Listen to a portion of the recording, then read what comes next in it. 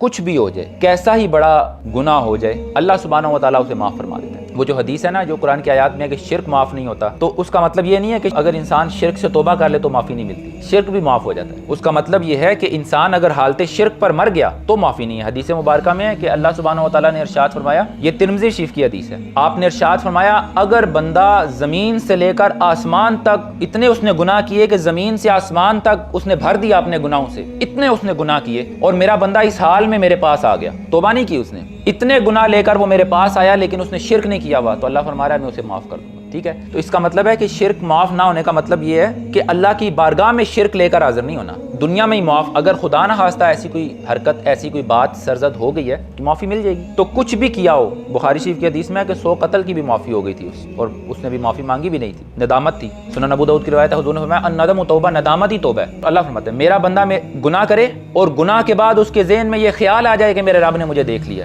تو اگر وہ استغفار نہ بھی کرے، اللہ فرماتا ہے میں نے اسے معاف کر دیا۔ صرف اس کے ذہن میں یہ خیال آ جائے کہ میرے رب نے مجھے دیکھ لیا، اور ظاہر ہے یہ تو ہر بندہ مومن کو پتہ ہے نا کہ میرے رب نے مجھے دیکھا ہے، تو اس لیے کبھی بھی ایسا نہ ہو کہ کوئی گناہ، ہماری کوئی کوتاہی ہم سے ہمارے اوراد، ہمارا ذکر چھڑوا دے۔ مریض کا مرض جتنی بھی شدت اختیار کر جائے نا، اس کو دوا نہیں چھوڑنی چاہیے، یہی تو ایک سہارا ہے اس کی شفا کا۔ اگر یہی چھوڑ دے گا پھر کہاں جائے گا؟ ہفتہ وار لیکچر میں شرکت کے لیے تشریف لائیں۔